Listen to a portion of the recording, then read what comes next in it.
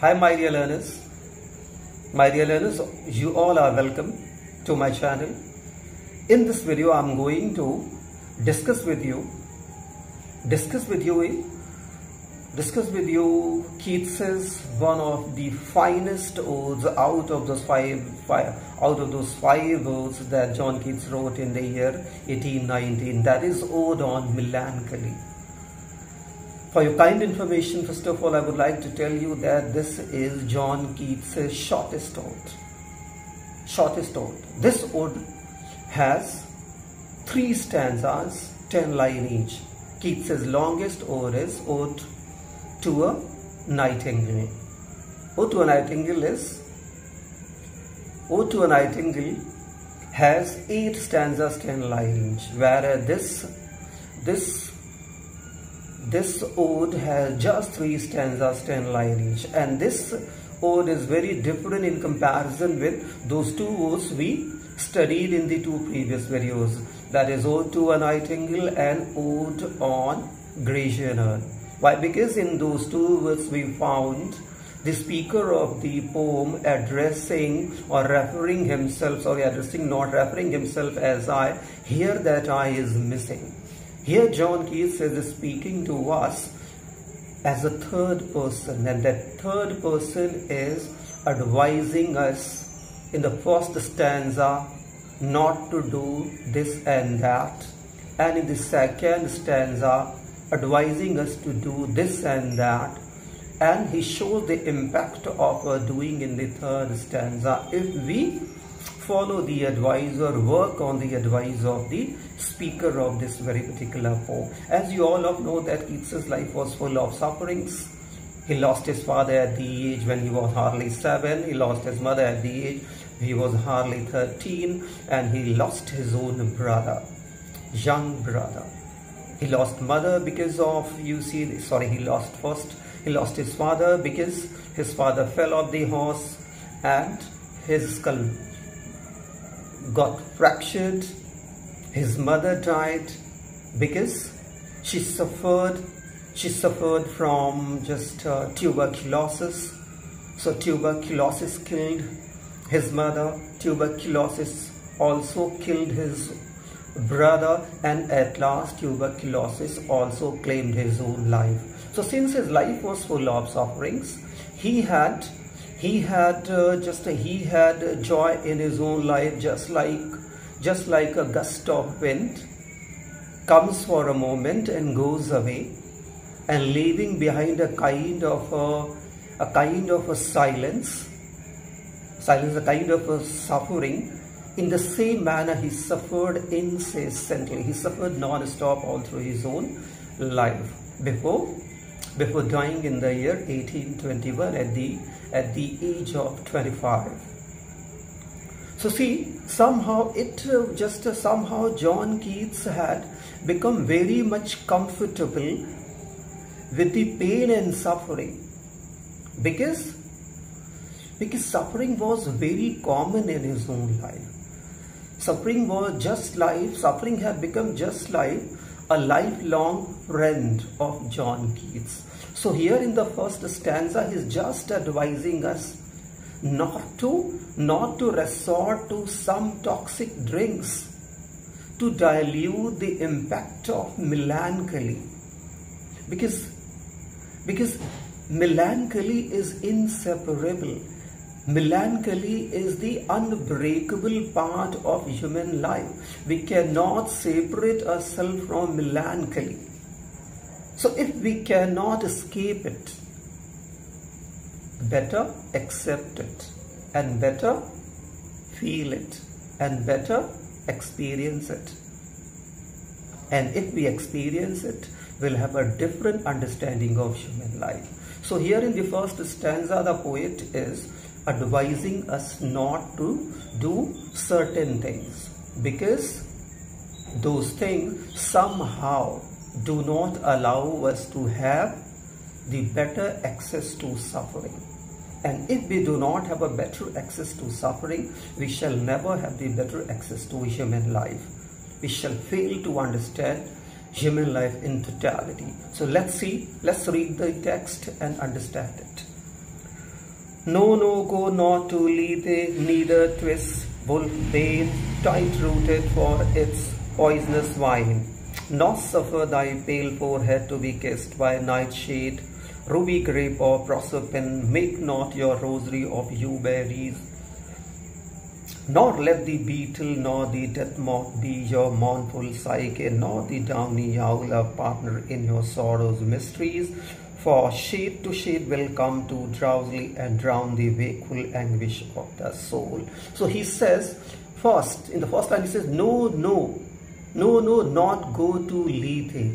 Lethe is a river of forgetfulness according to Greek mythology. So here he uses Lethe as an illusion. It is said that those who drink the water of this river, they forgot. It wiped out the memory. It wiped out the memory of those who drank water of this river. So here he says, don't try to be forgetful to your sufferings. Better allow yourself to feel it and experience it. Don't try to go to certain intoxicating drinks to dilute the impact of suffering. Like he make mention certain just toxic drinks or certain toxic plants. See, like first toxic plant he talks about wolf's bane, then he talks about this nightshade, then he talks about ruby grape or proserpine. Actually, proserpine is regarded as the queen of the underworld according to Greek mythology or mythology. He says, please do not do any one of these I have made mention in these lines. Neither try to take nightshade, nor ruby grape or proserpine, nor the wolf bane, particularly to dull the impact of the suffering. Better experience it, because if you feel it, you experience it, you will have a better understanding of human life. He further says, nor let the beetle nor the death moth be your mournful psyche. He says, why to associate your sufferings, your sorrow, your melancholy sorrow, with those objects that have close association with death, like beetle and insect, like owl? Better share it. Better share with your heart and head and your psyche than to share with these just negative, inauspicious objects. This suffering. Better experience yourself. Better feel it yourself. For he says, for shed to shed will come to drowsily and drown the wakeful anguish of the soul. So he says, if you try to forget about your suffering by taking some intoxicant drink or by taking some alcoholic drink, definitely you will deprive your soul of that opportunity of understanding the impact or understanding the nature of the suffering. And if we understand the true nature of the suffering, it means we will end up understanding this human life in particular. Now let's see the second line. In the second stanza, it talks about those ways we should go to, particularly to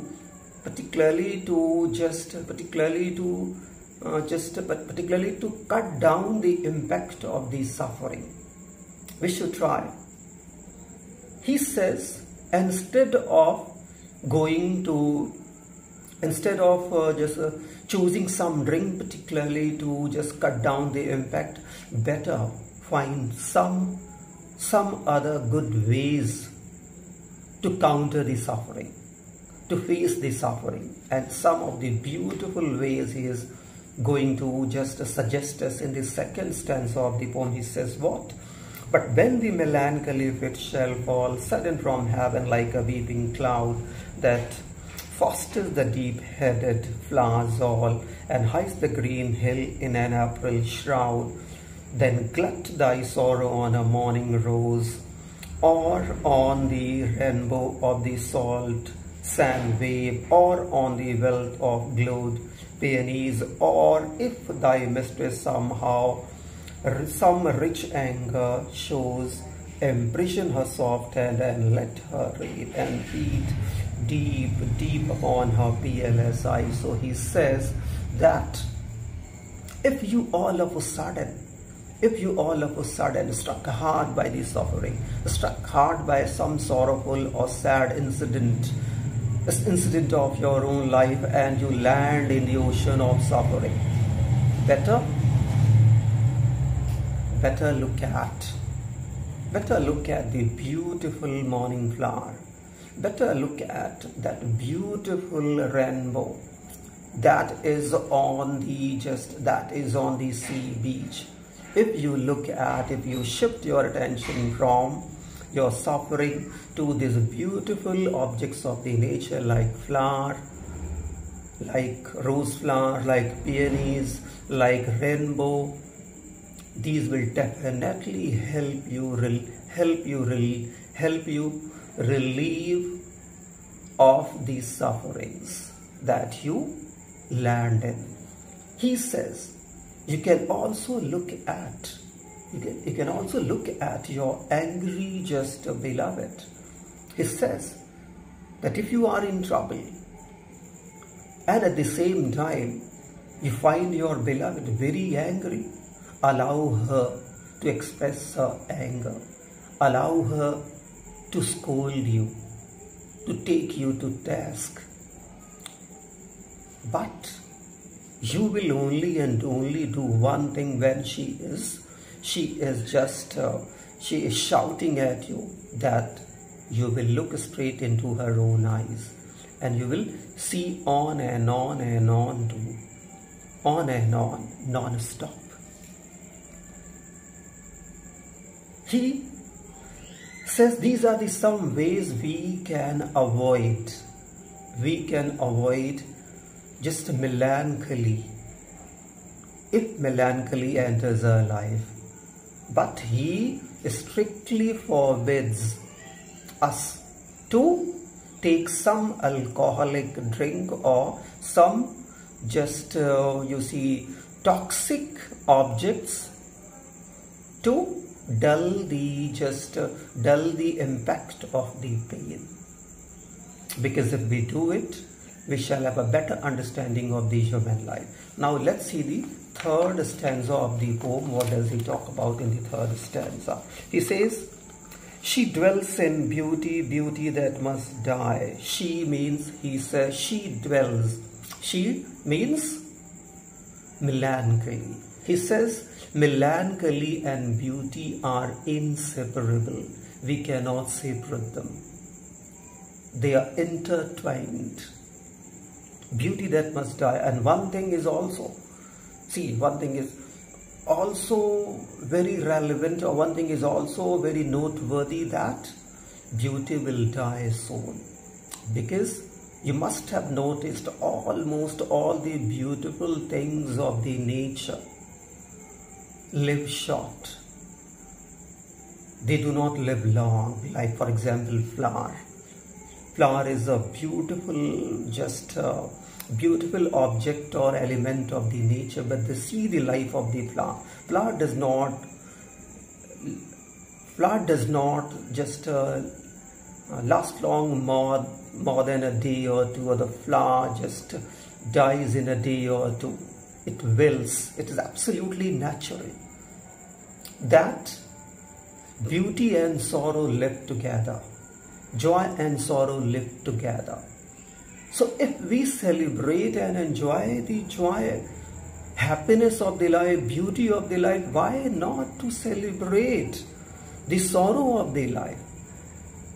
Because we cannot escape it. So if we cannot escape it, we cannot avoid it, we have no way to delete it, better accept it and celebrate it.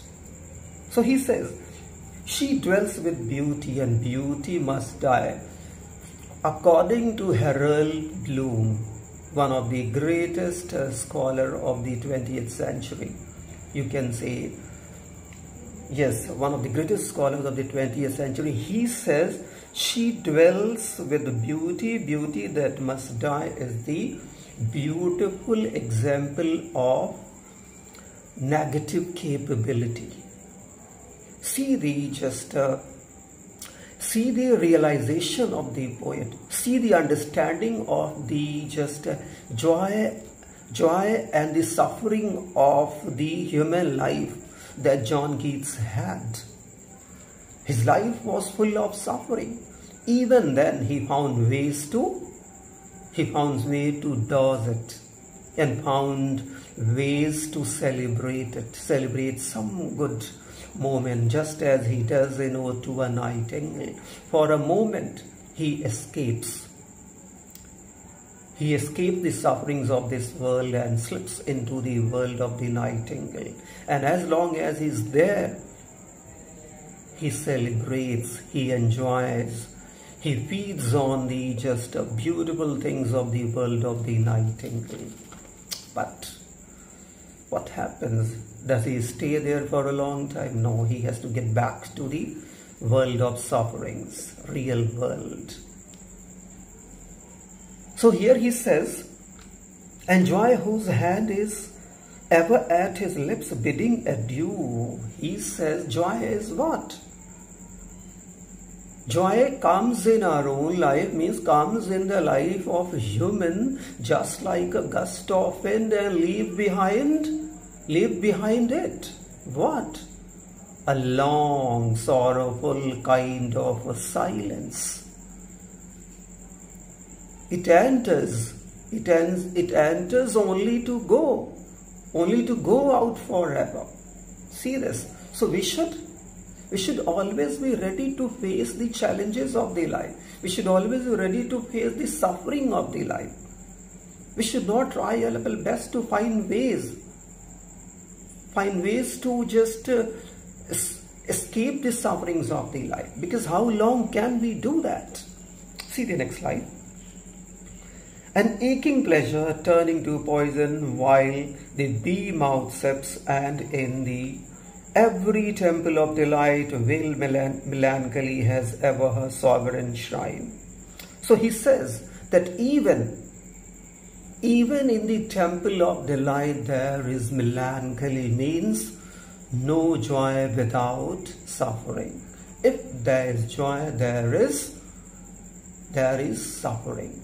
If we experience happiness today, it means very soon we are going to experience the suffering. Why? Because wherever joy goes, suffering goes. Because what is the nature of the joy? The nature of the joy is to fade away very soon. The nature of the beauty is to fade away very soon. A flower is bloomed not for a month, but for a day. What does Ben Jonson talks about, that beautiful poem, Quality of Life, that a lily blooms only for a night, and after that it wilts and falls. So we should be ready to face the suffering of the life and accept it. See it. Veiled, he says, and in every temple of delight, veiled melancholy has her sovereign shrine, though seen of none save him whose sternest tongue can burst joy's grape against his palate fine. His soul shall taste the sadness of her might and be among her cloudy trophies hung. So he says, only those who are strong people, only strong people can experience sorrows, can experience melancholy, and can understand it, and can see it, and can become the favorite to the melancholy, and can become the trophies of the melancholy, and can understand this human world and human life in a much better manner. See what he says. Though seen, he says, melancholy is everywhere there is joy. Even melancholy is in that temple of delight. Because melancholy and delight, beauty and melancholy, they are inseparable. Why? Because what happens? How long beautiful moments last? Just for a second. How long does a celebration last? For a second, for a moment. And after that, long, endless period of suffering. So better to accustom ourselves to live with suffering and feel it and experience it and to appreciate it. Only then we can appreciate and understand the true meaning of this human life. So he says, here he concludes the poem with this, that we should not find ways. See the result of welcoming and living and feeling and experiencing the suffering. We shall have a better understanding of this human life. Our soul will greatly be gratified, greatly be satisfied. So why to run away? Why to run away from sufferings? Better to experience it and enjoy it. Why? Because John Keats had only suffered in his own life, and that's why it became a kind of a routine for him to live with that. In the same manner, we should also make a routine of our own life to live with it, and make it our lifelong friend. Make melancholy our lifelong friend for the better understanding of this human life. That's it in this video of mine, my dear learners. I hope this explanation of mine will help you